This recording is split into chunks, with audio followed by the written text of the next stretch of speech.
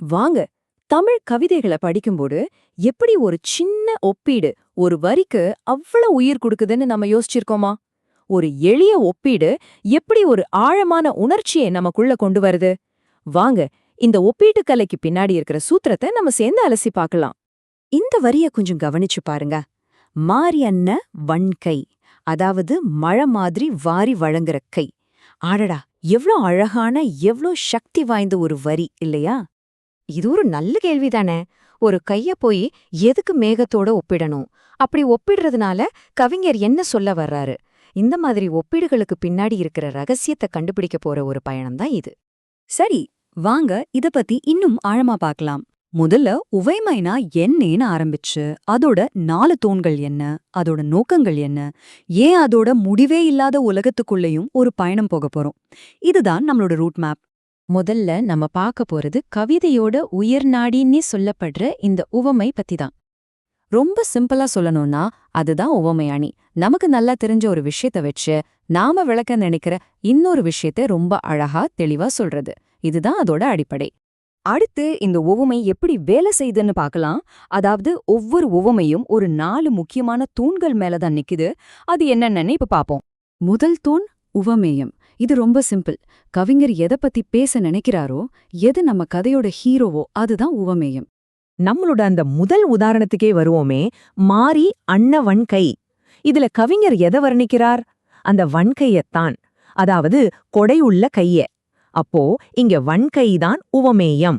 2வது தூண் உவமானம். ஹீரோ இருந்தா அவரை இன்னும் சிறப்பா காட்ட ஒரு துணை நடிகர் வேணும் இல்லையா? அது மாதிரிதான் இந்த உவமானம். உவமேயத்தை இன்னும் தெளிவா புரிய வைக்க இது உதவுது. நம்ம உதாரணத்துல அந்த வன்கையை விளக்க கவிஞர் எதை கொண்டு வந்தார்? மாரி, அதாவது மழை மேகத்தை. ஆக இங்க மாரிதான் உவமானம். பாத்தீங்களா, ஒரு மேகம் எப்படி அந்த கையின் பெருந்தன்மைய பிரகாசமாக்குதுன்னு. 3வது தூண் ஒத்த பண்பு. சரி, ஹீரோவும் இருக்கார், துணை நடிகரும் இருக்கார். இவங்க 2 பேரையும் இணைக்க ஒரு விஷயம் வேணுமே, அதுதான் இந்த ஒத்த பண்பு. இந்த பொதுவான குணம் இல்லைன்னா அந்த ஒப்பீட்டுக்கே அர்த்தமில்லாம போயிடும். கடைசியா 4வது தூண் உவமை உருபு.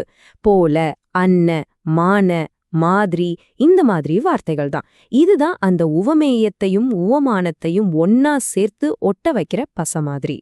சரி, இந்த 4 தூண்களையும் பார்த்துட்டோம். ஆனா கவிஞர்கள் எதுக்காக இந்த ஒப்பீடுகளை பயன்படுத்துறாங்க? அதோட நோக்கம் என்ன? வாங்க பார்க்கலாம்.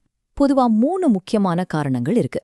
கவிஞர்கள் 1 ஒரு பொருளோட குணத்தை, அதாவது அதோட வடிவம், நிறம் இதையெல்லாம் சொல்றதுக்காக உவமைய பயன்படுத்துவாங்க. 2வது அதோட செயலை விளக்கறதுக்காக. 3வது அதனால கிடைக்கிற பயனை சொல்றதுக்காக.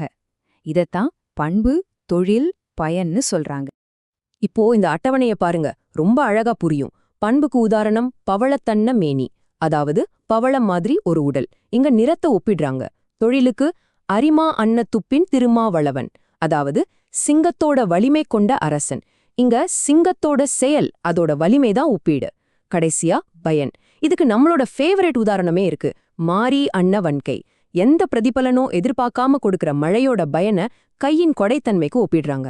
தெளிவா இருக்குல்ல? ஓகே, ஏன் ஒப்பிடுறாங்கன்னு பார்த்தோம்.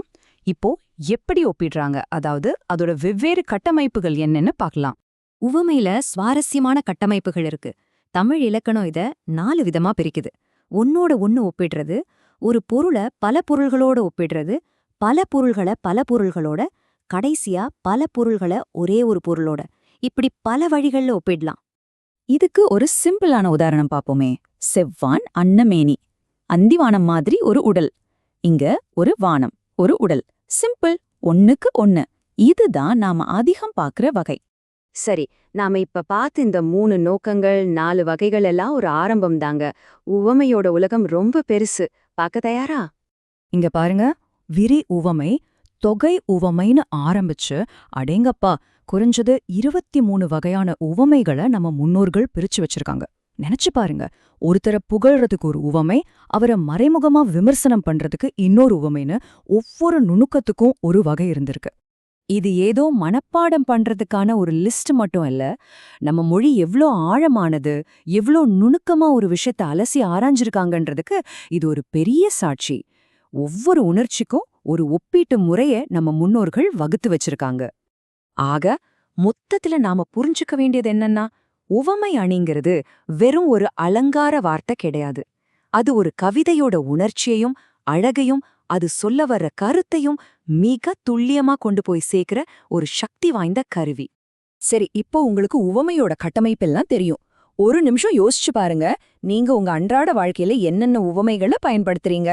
சிங்கம் மாதிரி இருக்கான்னு சொல்றோம்ல, அதுல எது உவமேயம், எது உவமானம், அது ஏன் அவ்ளோ பொருத்தமா இருக்கு? இனிமே நீங்க பாக்குற கேக்குற ஒவ்வொரு உவமையையும் இப்படி கொஞ்சம் பிடிச்சு பாருங்களேன்.